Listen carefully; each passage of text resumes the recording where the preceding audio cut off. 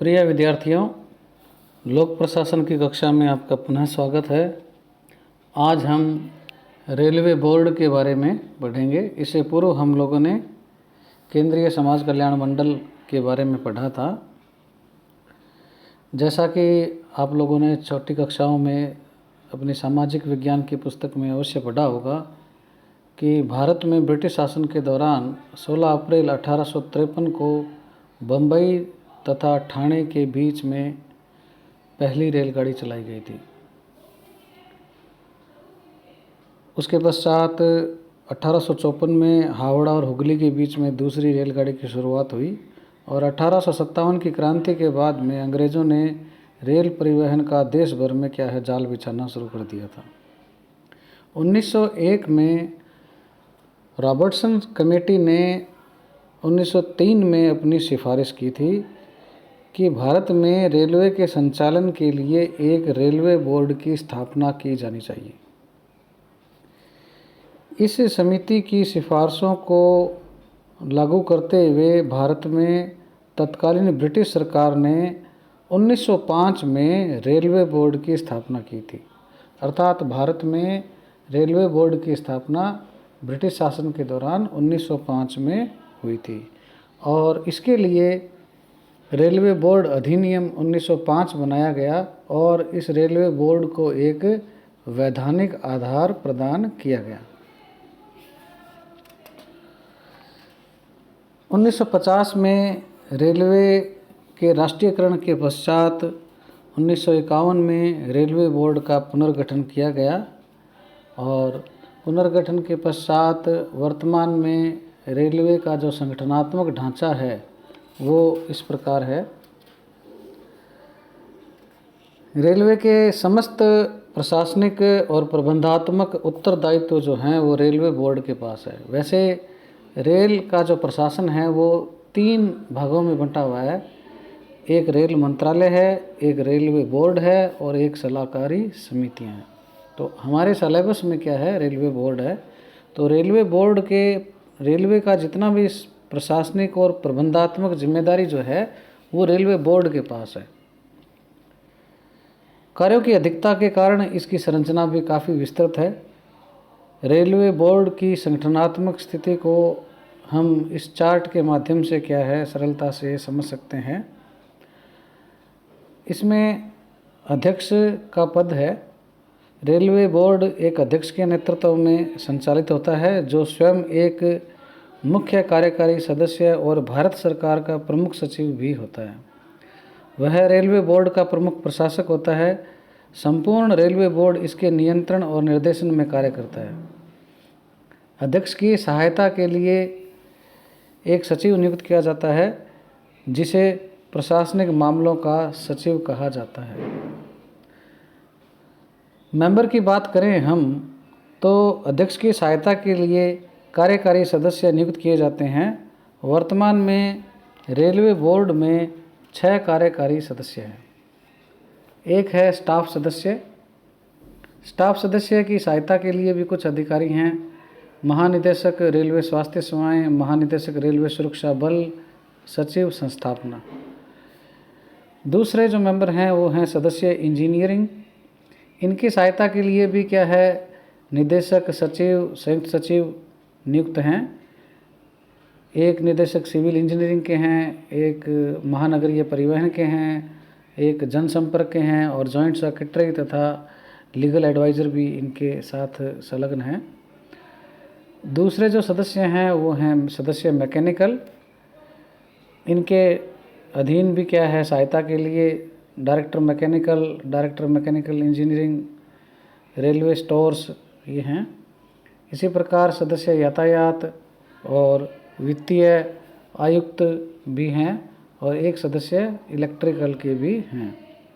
तो इस प्रकार से ये जो रेलवे बोर्ड है वो अध्यक्ष व इन 6 सदस्यों से मिलकर बना हुआ है। वर्तमान में रेलवे जो है वो अपने क्षेत्रीय जोन और क्षेत्रीय कार्यालयों में विभक्त है। अभी वर्तमान में जो जोनल क्षेत्रीय कार्यालय हैं, जो जोनल रेलवे जो हैं वो 18 हैं, यानी क्षेत्रीय कार्यालयों की संख्या 18 है, और जो डिवीज़न हैं वो 70 हैं। जैसे बीकानेर भी एक डिवीज़न है, जयपुर डिवीज़न है। तो इस प्रकार से क्या है, 70 डिवीज़न है, और जो क्षेत्रीय कार्यालय हैं वो हैं 18। तो इस प्रकार से क्या है, रेलवे जो है क्षेत्रीय कार्यालय और जोन कार्यालय के बीच में क्या है, विभक्त है। तो संरचना को जानने के पश्चात अब हम क्या है, इसके कार्यों को थोड़ा सा देख लेते हैं। रेलवे बोर्ड देश में रेलों के कुशल संचालन के लिए जिम्मेदार है।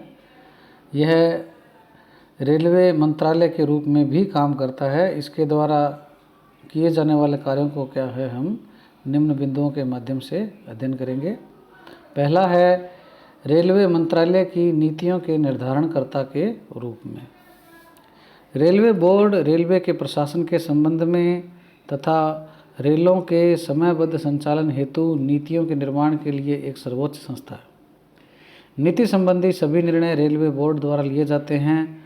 बोर्ड का प्रत्येक सदस्य कार्यात्मक और तकनीकी सदस्य होने के कारण रेलवे के विकास और उससे जुड़ी हुई समस्याओं के समाधान के लिए नीतिगत निर्णय करे, यह उनसे आशा की जाती है।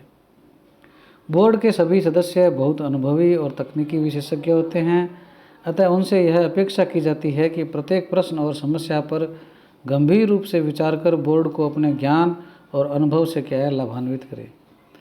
देश में रेलवे की नई लाइनें कहाँ बिछानी हैं और कहाँ उनका विस्तार करना है, ये समस्त निर्णय रेलवे बोर्ड की बैठकों में सामूहिक रूप से लिए जाते हैं।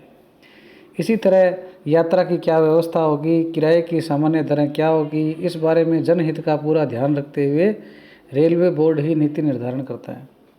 आवश्यकता होने पर रेलवे बोर्ड पुरानी नीतियों में सुधार करके नई नीतियां भी बनाता है। तो रेल मंत्रालय की नीतियों के निर्धारणकर्ता के रूप में रेलवे बोर्ड कार्य करता है। दूसरा है रेलवे बोर्ड रेल मंत्रालय के रूप में कार्य करता है। रेलवे बोर्ड भारत सरकार के मंत्रालय के रूप में भी काम करता है।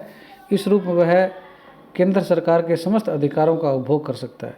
जहाँ तक रेलवे बोर्ड के कार्य के संचालन का प्रश्न है, वह भारत सरकार के अन्य मंत्रालयों के समान ही कार्य करता है। मंत्रालय की पद सोपानात्मक व्यवस्था में रेल मंत्री का स्थान जो है वो सर्वोपरि होता है। रेल मंत्री यद्यपि बोर्ड के तकनीकी कार्यों में हस्तक्षेप नहीं करते, पर सामान्य नीति निर्माण और वित्तीय मामलों में वह बोर्ड को सलाह देता है और उचित आदेश या मार्गदर्शन कर एक पथ प्रदर्शक की भूमिका निभाता है। रेलवे बोर्ड रेलवे मंत्रालय के रूप में देश में रेलों का नियमन करता है। रेलवे बोर्ड नीति संबंधी महत्वपूर्ण प्रश्नों पर रेल मंत्री का मार्गदर्शन लेता है। रेलवे बोर्ड का चेयरमैन रेलवे मंत्रालय का प्रमुख सचिव होता है और उसके सभी कार्यकारी सदस्य भी रेल मंत्रालय के सचिव के रूप में काम करते हैं। रेलवे बोर्ड मंत्रालय के रूप में कार्य करते हुए भारत सरकार द्वारा चाही गई सूचनाएं और परामर्श भी उपलब्ध कराता है।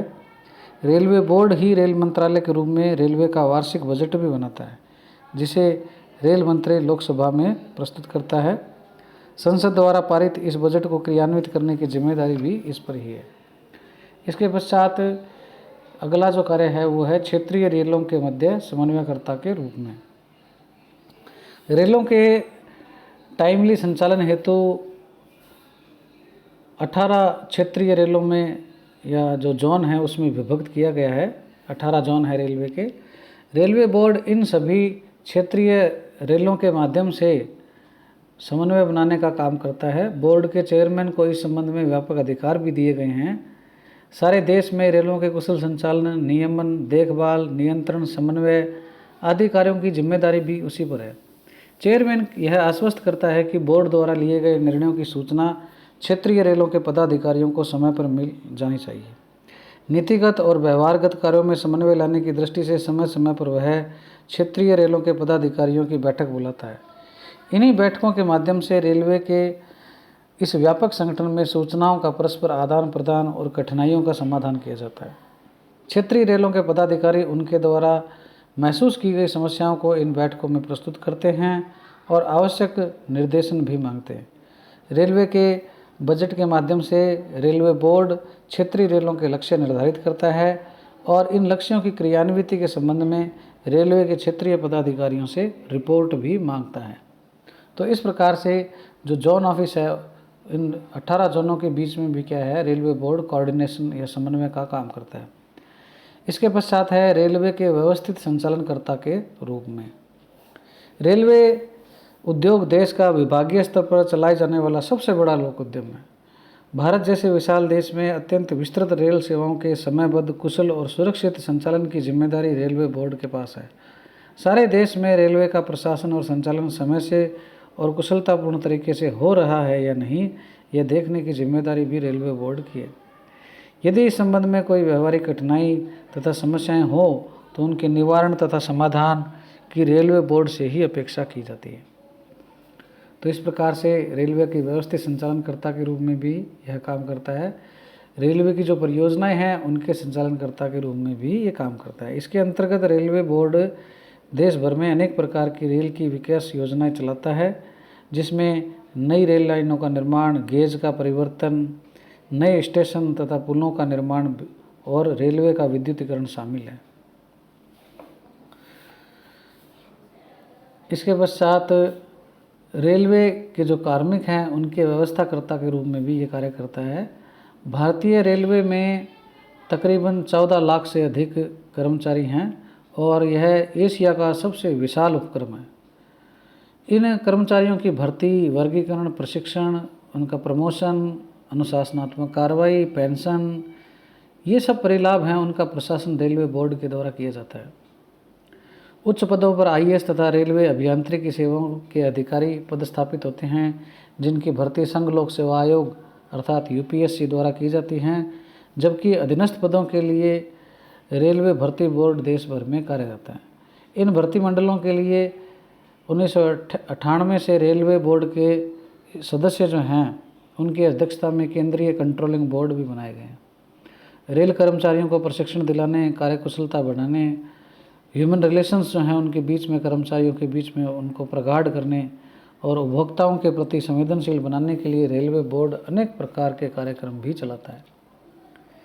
इसके पश्चात यात्री सुविधाओं के विकासकर्ता के रूप में भारतीय रेलवे का मुख्य ध्येय जो है वो संरक्षा, सुरक्षा और समय पालन है।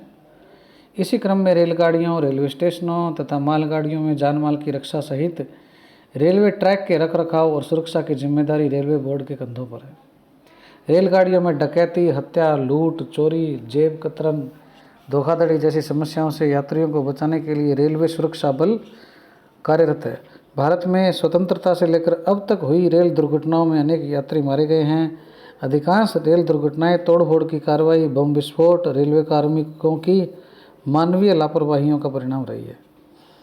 इस दिशा में रेलवे मंडल निरंतर यह प्रयास करता है कि रेल यात्री सुरक्षित रह सके। आतंकवादी प्रवृत्तियों तथा आंदोलन संस्कृति के चलते भारतीय रेलवे को निरंतर सुरक्षा संबंधी समस्याओं का सामना करना पड़ता है। रेलवे ने 1 अगस्त 1994 से यात्रियों को बीमा सुविधा भी प्रदान की है। इसके अलावा सुरक्षा दृष्टि से भी रेलवे बोर्ड द्वारा कई उपाय किए गए हैं। रेलगाड़ियों में यात्रियों के लिए पानी, भोजन, ओढ़ने बिछाने के कपड़े, शौचालय आदि सुविधाओं का रखरखाव करवाना, इस हेतु ठेका प्रदान करना मंडल का कार्य है। तो यात्रियों की सुविधाओं के विकासकर्ता के रूप में भी यह कार्य करता है। इसके अलावा रेलवे सामग्री उत्पादनकर्ता के रूप में भी कार्य करता है। रेलवे तंत्र संचालन में आवश्यक मूलभूत सामग्री का उत्पादन, डिजाइन का निर्माण, नियंत्रण रेलवे बोर्ड अपनी उत्पादन इकाइयों के माध्यम से करता है। विभागीय उपक्रम होने के कारण रेलवे मंडल के अधीन Chittaranjan locomotive, diesel locomotive works Varanasi, integral coach factory Perambur, wheel and axle plant Bengaluru, rail coach factory Kapurthala, diesel component works Patiala, ये सब क्या है, इनके उत्पादन के कारखाने हैं। मालगाड़ी के डिब्बों, वैगनों, तेल टैंकरों, साधारण व एसी यात्री डिब्बों, पटरियों, इंजनों तथा अन्य आवश्यक रेल सामग्री व उपकरणों का निर्माण इन कारखानों में किया जाता है। तो ये भी क्या है, इसके अंडर में है। इसके अलावा भी कुछ अन्य कार्य भी किए जाते हैं, जैसे रेलवे बोर्ड देश में रेलों के कुशल संचालन के लिए समय सारणी तैयार कराता है, अन्य आवश्यक सूचनाएं जनहित में जारी करता है, उनको प्रकाशित भी करवाता है। रेलवे के विभिन्न मार्गों पर रेलवे स्टेशनों का, विश्राम स्थलों का और उससे जुड़ी हुई जो सुविधाएं हैं उनका निर्धारण और निर्माण भी रेलवे बोर्ड ही करता है। तो इस प्रकार से रेलवे बोर्ड अपने आप में ऐसा विलक्षण उदाहरण है जो अपनी संगठनात्मक संरचना में एक लोक उद्यम भी है और सरकार का मंत्रालय भी है। यह रेलवे की नीति निर्धारण स्थिति से लेकर उसके क्रियान्वयन तक के समस्त दायित्वों का एक साथ निर्वाह करता है। इतने बड़े लोक उद्यम के कार्य संचालन में कुछ कमियां पाए जाना भी स्वाभाविक है। रेलवे के संचालन में जनसाधारण को होने वाली असुविधाओं तथा उनके कर्मचारियों द्वारा विभिन्न स्तरों पर जो शिकायतें होती है उनके समाधान की दिशा में रेलवे बोर्ड समय समय पर कदम उठा रहा है।